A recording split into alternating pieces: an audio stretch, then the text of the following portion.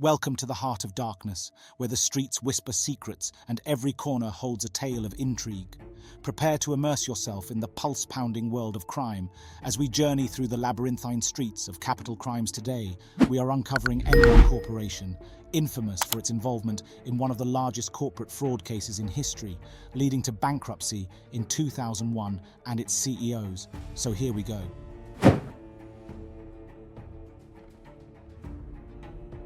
Enron, once the seventh largest corporation in America, revolutionized trading and the energy market.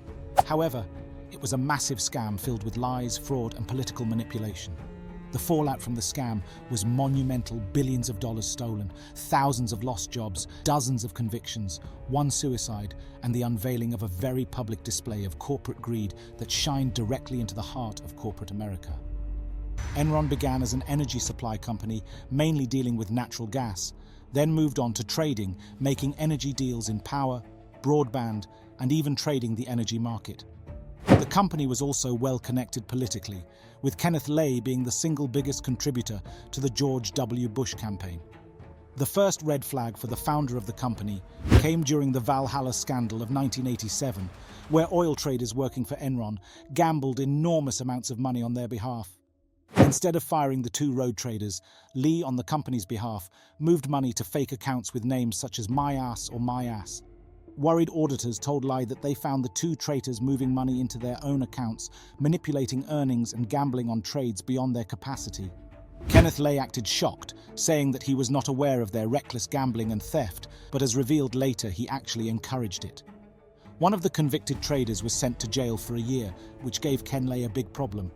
He needed someone new to bring in cash, so Jeffrey Skilling was hired as Enron's new CEO. Skilling wanted to turn Enron from a gas supply company into a stock market for natural gas and introduce mark-to-market accounting, an idea that would allow the company to fraudulently reap billions. Skilling was known for his Darwinian philosophy, survival of the fittest, and his favorite book, The Selfish Gene, which describes how greed and competition motivate human nature at Enron. Skilling wanted to unlock these instincts in his employees by grading all employees on a scale of 1 to 5, with 1 being the best and 5 being the worst. When 10% of all employees had to be greater to be fired, they were fired. This created competition that Skilling was looking for, leading to people working 18 hours a day and being ruthless in their efforts to earn the company as much money as possible. Skilling famously said that money was the only thing that motivated him, and he often went on wild adventures with other Enron executives. One of these executives was Lau Pi, who became the CEO of an Enron subsidiary. Skilling was known for his love for money and strippers, and he left Enron in 2001 with $215 million. A few decades later, Enron Online will change the markets for many commodities by creating an open, transparent marketplace that replaces the dark, blind system that existed. It is really simple to turn on your computer and push the button to do business. However, it wasn't just internet companies feeling the fever, as stock prices tripled in the space of 2 years. Jeff Skilling stood at the company's conventions, telling his staff to put more of their 401k into Enron, knowing that profits were actually going in the opposite direction around the world. Harnessing the power of Enron, a leader in the energy sector. Enron, a leading innovator in the energy sector, had invested billions of dollars in India's electricity infrastructure. However, the company's executives were unaware of the potential collapse of the site and continued to write down future profits and hand out bonuses to their employees. The complexity of the company and the charisma of its CFO, Andy Foster, led to the company trading weather and eventually becoming listed on the Fortune 500's most innovative companies list. A reporter at Fortune asked questions about Enron's financial operations, which led to the company's demise. The reporter asked questions about how Enron made its money, and Foster responded that he couldn't answer because he wasn't an accountant. He sent finance guys, including Foster, to answer questions and later revealed that Foster had no moral compass and made Enron deaths disappear by moving them to show companies so that Enron was profitable. He even set up his own fraudulent firm called LJM to buy Iran assets. Merrill Lynch bought 3 Nigerian barges from Enron and sold them back 5 months later. This led to several bankers going to jail for this.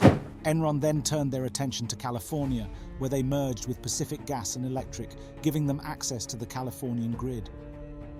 Rolling blackouts became common in the newly deregulated electricity market of California, but the state had almost doubled the capacity than there was demand.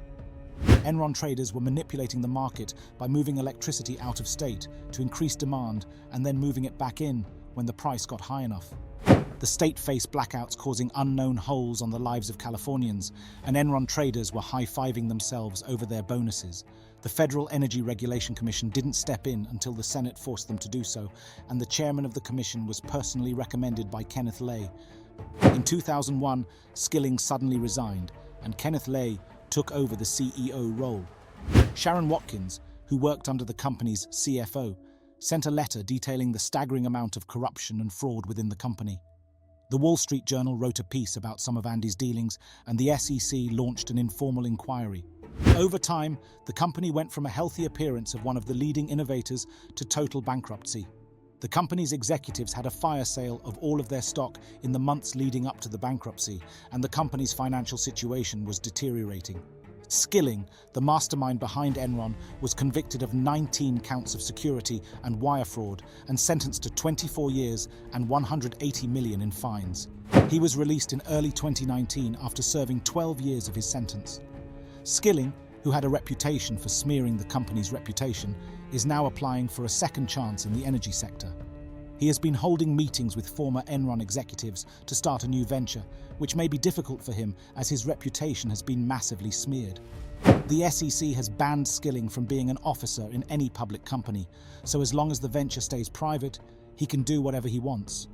This story highlights the importance of questioning the origins of money and the role of Skilling in the Enron scandal. As Skilling returns to the business world, it is possible to ask why the money was coming from.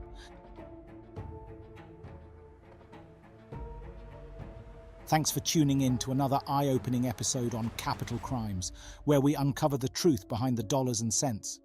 Before you go, fam, remember this: knowledge is power and action is key.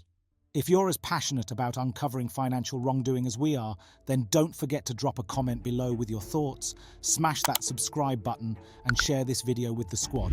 Together, let's keep exposing the dark side of the financial world and keep chasing the truth.